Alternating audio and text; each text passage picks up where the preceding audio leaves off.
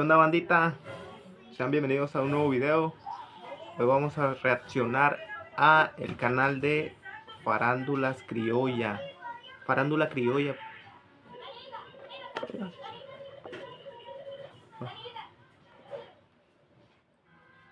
¿Qué onda, bandita? Sean bienvenidos a un nuevo video.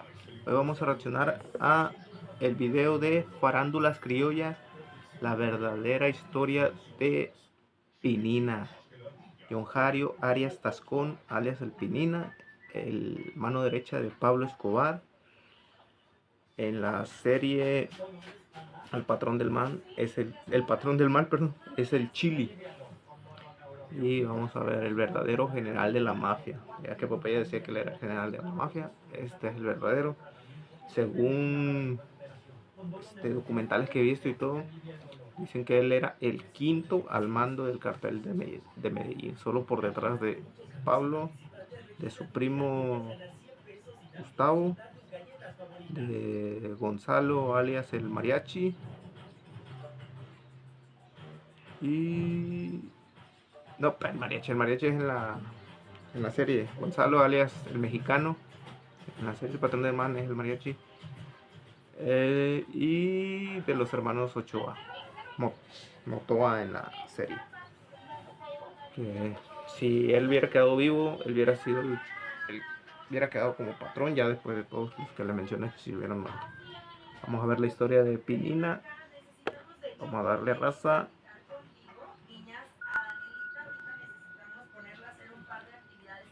Audiovisual tiene de informar. John Jairo Arias Tascón, alias Pinina, fue, según dicen algunos que lo conocieron, el bandido más inteligente de todos los que tuvo el cartel de Medellín, y llegó a ser considerado el quinto hombre de la organización, ubicándose por encima de poderosos narcotraficantes. Nació el 21 de octubre de 1961, siendo integrante de 7 hermanos. Creció en el barrio Lovaina, Medellín, en medio de la pobreza y la violencia de las calles. Sus amigos de confianza lo llamaban Pinina. Por su acentuada voz parecía a la actriz Andrea del Boca. Los gestos y apariencia infantil no le impedían ganarse el respeto de otros habilidosos muchachos, con los que de corta edad robaban todo aquello que podían convertir en plata. En Aranjuez se relacionó con personas como el Arete y los hermanos Priscos. Sus colegas, cuando se trataba de robar lo ajeno en la escuela. Cuando había pleito, Pinina era el primero en apuñalar a sus compañeros de clase. Su conducta dejaba mucho que desear a los directores, así que terminó expulsado del centro educativo. Al salir creó su propia escuela, pero del crimen, ya que con tan solo 15 años, Pinina se convirtió en raponero, pandillero y lugarteniente. Se caracterizaba por su sangre fría, su efectividad en los asesinatos y su habilidad para escapar de las autoridades, lo cual contrastaba con su frágil figura, de 1,54 centímetros de estatura y su voz chillona.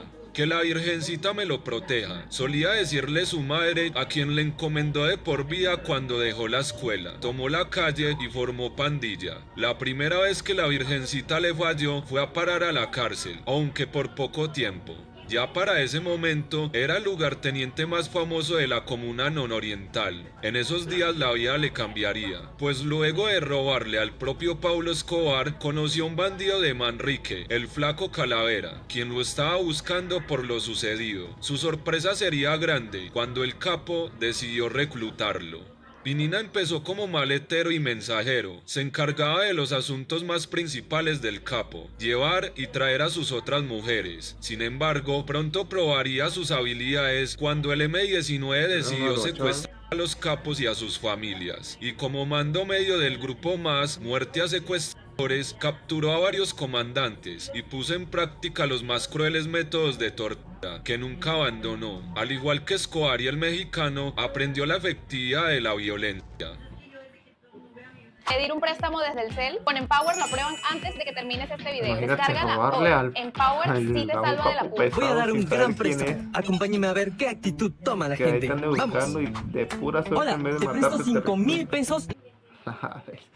Tuvo suerte. Tiempo después acompañó a su patrona a los Estados Unidos, en donde lo vio junto a Gustavo Gaviria vestirse de bandoleros en el Museo del Eje Berlín. Era el tiempo en que Escobar se rodeaba por la política, pero su confianza se vería interrumpida cuando en el Congreso se empezó a debatir sobre la extradición de colombianos. Entonces los capos pasaron de preocuparse por el secuestro a la extradición. Había trabajo que hacer y Pinina no se acobardó con las primeras misiones que le encomendaron. Más bien triunfó y ganó reputación como el hombre de los trabajos difíciles. Hasta en ocasiones era llamado por Rodríguez Gacha para poner orden en los laboratorios cuando algo se perdía, pues el mexicano le tenía mucha confianza. Así se convirtió en el protector de los capos. El patrón veía en él a un guerrero nato, con una gran capacidad de organización, espíritu sobrio, sereno, muy tranquilo, nunca hablaba de más, era implacable, convirtiéndose en su hombre de mayor confianza. Por eso le encargó controlar las oficinas del crimen en Medellín. Allí armaba toda la estructura sicarial de bandas. Era la conexión directa entre los pistoleros, quienes lo respetaban y seguían. Fue así que junto al Chopo y el Negro Pavón organizó decenas de bandas, como los Priscos, los Quesitos, los Panditos, los Rilleles, la Ramada, los Llanos, los Helechos, junto a Tato Avendaño, entre otros, que conformaron el brazo militar del cartel de Medellín. Además, con cientos de paramilitares del mexicano. Cuando el ministro Rodrigo Lara amenazó con acabar aquel imperio, Pinina diseñó el plan para terminar con su vida. A trágica noche del 30 de agosto de 1984. Tras el magnicidio, la policía buscaba rastrear a Franco Naranjo, como se hacía llamar. Pinina, para eliminar pruebas en su contra, ordenó silenciar a la novia de Darío Guisado, asesino de Lara, a quien la justicia había contactado. Después de este suceso, se fue a Panamá con su patrón.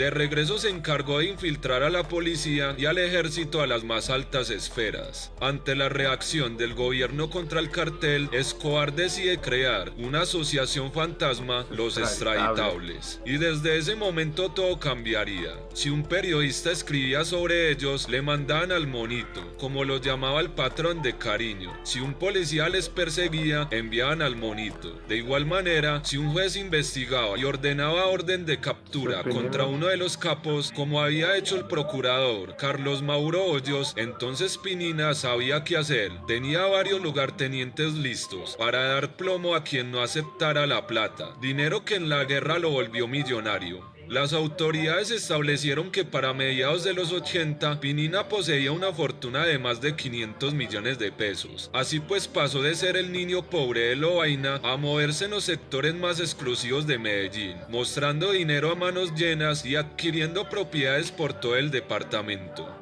En una de sus diligencias andaba con su parcero Rodolfo Prisco, cuando se fueron a Bogotá a dar de baja a un juez y a otras personalidades. Muchos de ellos, temerosos de tal máquina de la muerte, aceptaban la plata o seguían las amenazas como las que recitaba alias el poeta, puesto que recibían una invitación diaria a sus propios funerales. Tanto era el temor que la misma policía de Medellín llegó a estar muy infiltrada y corrompida.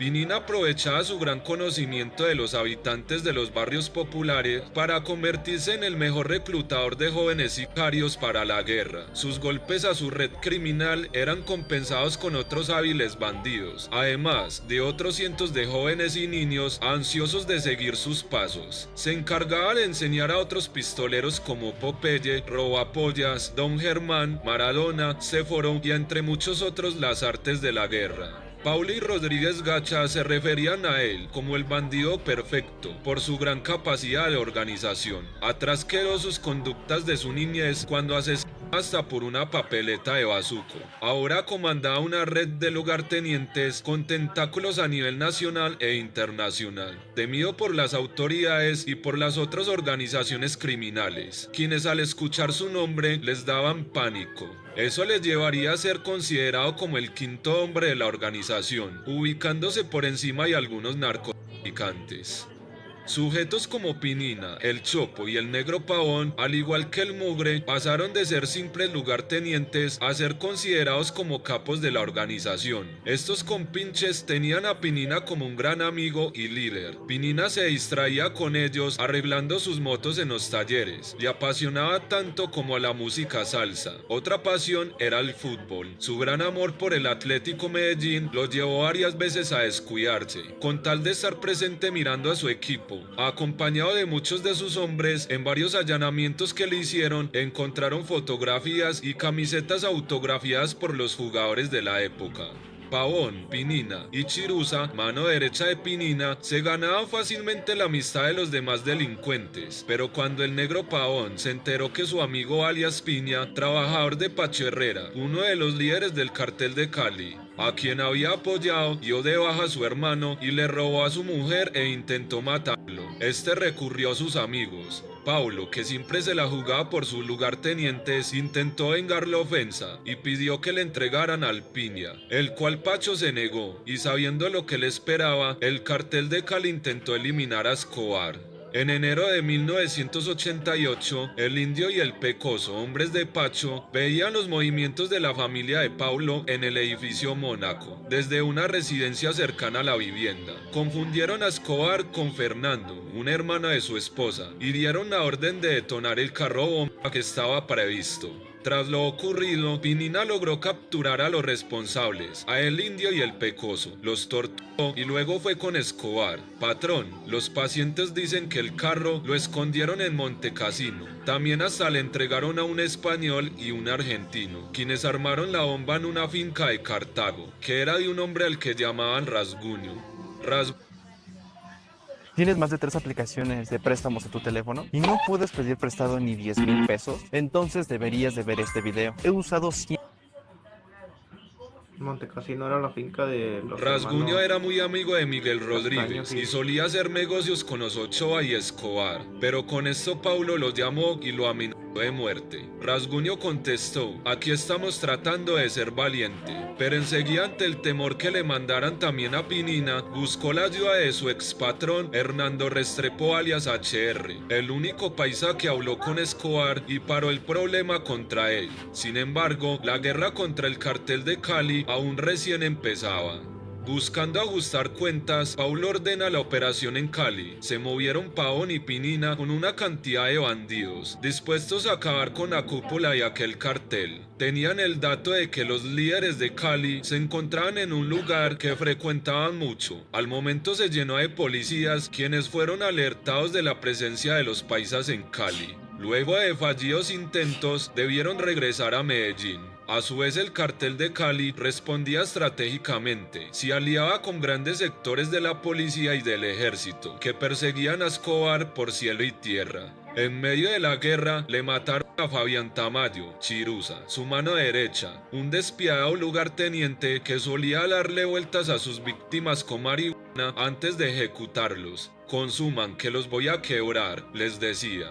Chiruza era clave, pues controlaba bandas y sectores como Guayabal. Tenía a sus servicios lugartenientes como La Quica, El Pájaro, Enchufe, entre otros, y muchas veces reforzaba la seguridad del patrón. Incluso oficiales de la policía a su servicio también le informaban de los operativos. Chiruza también era cercano a los jefes del cartel de Cali, a quienes les brindaba seguridad cuando estos y el patrón eran amigos. Aparentemente fue abordado por un grupo del F2, quienes le tomaron fotos al cuerpo y las repartieron por todo Medellín. Para buscar al culpable, Pinina interrogó a varios discípulos de Chiruza, junto a Giovanni Lopera, la modelo, quien se convirtió en su nuevo ladero. Llegaron a la conclusión de que los caleños le pagaron al F2 para vengarse. Entendían que Chiruza los había vendido. Pinina envió un grupo de lugartenientes a Bogotá, de los cuales se encontraba el Pájaro, Francés Muñoz alias Tyson, quien se ganó la confianza, al punto de ser entrenado con su hermano Tilton por el mercenario Jair Klein, en técnicas de combate y explosivos. Contaba también con su primo Cuco Zavala, quien se adiestró con un miembro de la ETA y en el uso de artefactos, y con Giovanni Lopera, la modelo, sobrino de Cuco. Con aquellos hombres de confianza desarrolló una estructura armada, imponiéndose a otros traficantes y bandidos, y emprendiendo las múltiples guerras que el cartel llevaba a cabo. En esos días recibió la orden de ir por los crímenes individuales a los colectivos con dinamita, pero el gobierno respondería ofreciendo recompensas por Escobar, Pinina y otros miembros de la organización. Sin embargo, Pinina había logrado evadir el cerco del cuerpo élite en numerosas ocasiones, ideando un ingenioso sistema de antenas repetidoras que desubicaba las líneas telefónicas, lo cual impedía su localización cuando hablaba por teléfono.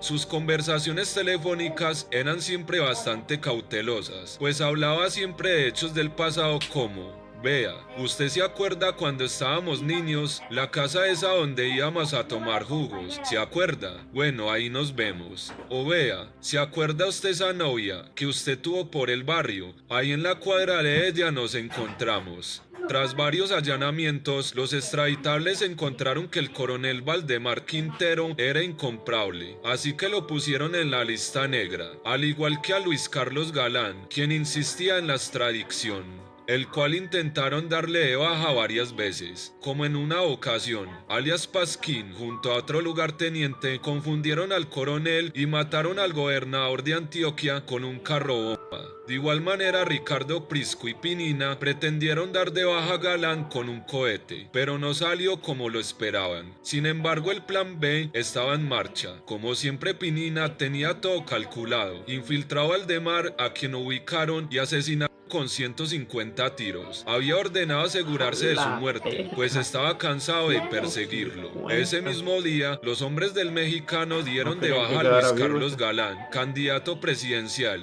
Ante tales actos, el gobierno intensificó la persecución contra la organización, el grupo élite con el coronel Martínez, el DAS con Miguel Maza Márquez y también los generales Vargas y Gómez Pailla, quienes ya habían lanzado una gran ofensiva, terminando con varias bajas, entre ellos Mario Henao, cuñado de Paulo. Tras la orden de Escobar, Pinina desató una oleada que dejó un verdadero reguero de sangre en toda Colombia. En esa lucha contra el Estado, el mexicano se reunió con Paulo, Pinina, El Chopo, El Arete y Carlos Castaño. En la reunión, el agente de Pinina dijo: el general Maza Márquez ya se alineó con Cali y ya lo tenemos encima. La última vez falló porque le pusimos 150 kilitos, pero ahora le vamos a poner más de 1 tonelada. Listo, así se ponga el traje beige, lo vamos a mandar a volar, le respondió Pinina, refiriéndose al coronel Maza Márquez, quien siempre decía que el traje beige le daba buena suerte. Así, el 6 de diciembre a primera hora, un autobús cargado de dinamita destruyó el edificio del DAS. El general Maza sobrevivió. A cambio murieron muchas personas inocentes. Hubieran destruido Bogotá, pero no le pusieron la carga que quería Paulo y Rodríguez Gacha. La lucha arreciaba y en ella caía el mexicano, el socio más cercano a Escobar. En el bajo mundo se decía que Pinina sería el reemplazo del mexicano como ministro de guerra del cartel. Sin embargo, Pinina tenía desde mucho antes de la muerte de Rodríguez Gacha vuelo propio en el manejo de las bandas en Medellín y parte de la organización. Tiempo después, ofendido por la masacre de la policía en los barrios populares, Pinina y El Chopo le propusieron a Paulo pagar por la muerte de uniformados, sembrando así el pánico en la policía, mientras que a su vez muchos lugartenientes se beneficiaban de la nueva propaganda. La orden era matar a cada policía que diera papaya, y al que no también. Hasta en sus casas se vio reflejado cuando algunos funcionarios asesinaban a sus compañeros. Imagínate. Yo conozco un policía pero no pago su mato. Mate. El reto del general Hugo Martínez era enorme, ya que Pinina no solo comandaba un ejército de matapolicías, sino que lo tenía muy infiltrado. Para tumbar la extradición, los atentados, junto a los secuestros, continuaron acentuando el baño de sangre que las guerrillas mantenían en el país. La red terrorista de Pinina se abastecía de dinamita, pues desde Ecuador era movilizada, ya lista para las ciudades como Bogotá, Cali y Cartagena, por las numerosas bandas que este controlaba y recibidas por sus lugartenientes más confiables. Para el dinero llamaban a Gustavo Gaviria: doctor, necesitamos fruncir un cierre en Bogotá y un cierre en Cali. Entonces Tyson, por instrucciones de Pinina, estallaba una bomba por acá y otra por allá, sin importarles que fuese el Día de las Madres. Con el accionar de los extraditables, el general Maza vivía asustado, hasta buscó un psicólogo. Pinina incluso trató de contactar a su enfermera para que lo matara. Otro que vivía tarado era el general Hugo Martínez, quien luego de un allanamiento a una casa del Mugre lograron interceptar las comunicaciones de Pinina. Entonces supieron que estarían en Envigado visitando unos familiares y decidieron armar el operativo para detenerlo. Sin embargo, Pinina recibió una llamada. Oiga usted, ¿dónde está?, le preguntaron. Por acá llegando al supermercado. Mire, regrese y pase por el lado del carro azul, cerca del resalte en la esquina y abajo. Esa gente va a ser de aquella, le dijeron. Si esa gente es, vamos a montarla. Pinina, tras dar la vuelta, comenzó a hacer llamadas y a dar instrucciones. Reunían 10 minutos a unos 60 hombres con fusiles. Están armando una vuelta contra ustedes. Cambien de sitio, advirtió el general por radio a sus hombres. Cambiaron de sitio y al momento escuchó: están en la esquina y arriba, vamos a darles. Al ver a sus hombres rodeados, el general asustado les ordenó que se retiraran. El élite siguió persiguiendo al monito. Lo ubicaron en una finca en la Estrella, pero ya no estaba. Para ese momento, Pinina se había metido en un mano a mano con el general y, acostumbrado a disparar primero, lo mandó a matar con un policía que tenía en la escuela. Pero este vaciló. Intentó también envenenarlos, pero no fue suficiente. Asimismo, en una tarde Martínez organizó un operativo de rutina y a los 2 minutos Pinina ya sabía y le estaba alertando a los demás bandidos. El general, indignado por esto, se dirigió al mayor Aguilar. O usted es el infiltrado o usted descubre quién es, le dijo, y se fue para Bogotá a renunciar. Al rato Aguilar lo llamó y le notificó que tenían al hombre definido. El general se volvió a incorporar.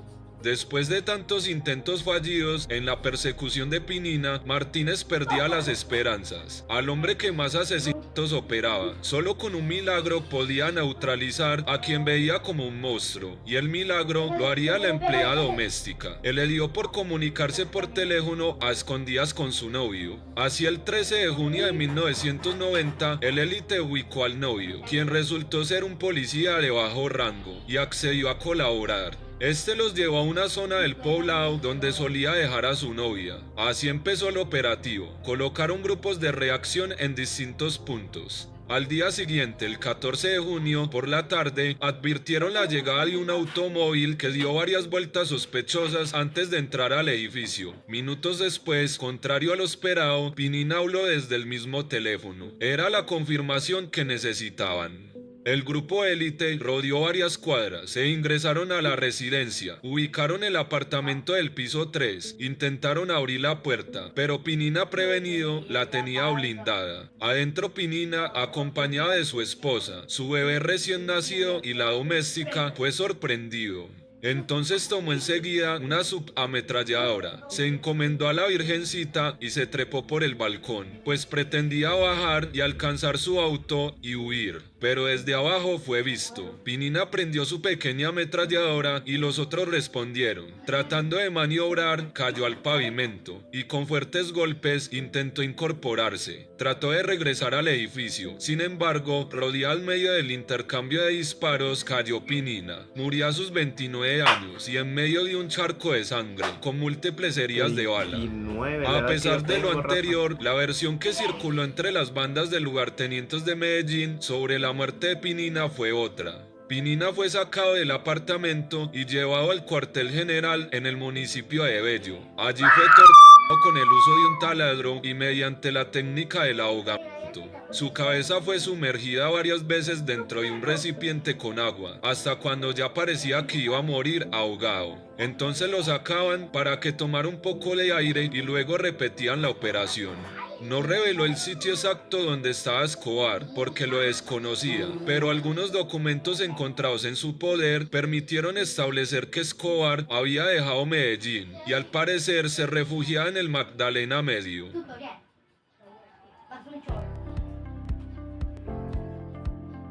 ¿Comprobante de ingresos? No es necesario. ¿Aval? No es...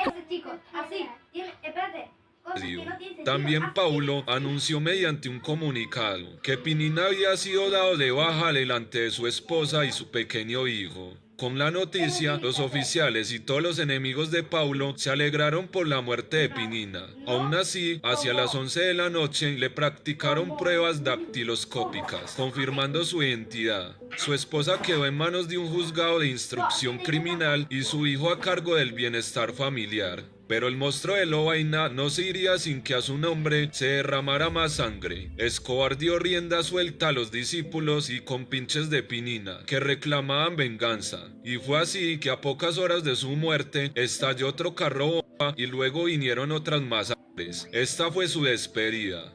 Días después, Paulo recibió unas fotos donde se veía a Pinina caminando herido, con varios agentes que lo conducían a un automóvil. La policía criminal y asesina juega siempre sucio, dijo Olío cuando lo recordaba. La muerte de Pinina significó uno de los más fuertes golpes contra el cartel de Medellín, pues se había erigido en el más eficaz y respetado pistolero de la organización, a tal punto que el general Miguel Maza Márquez, gran enemigo de Pablo Escobar, llegó a afirmar que la caída de Pinina tenía la misma dimensión que una eventual muerte del capo.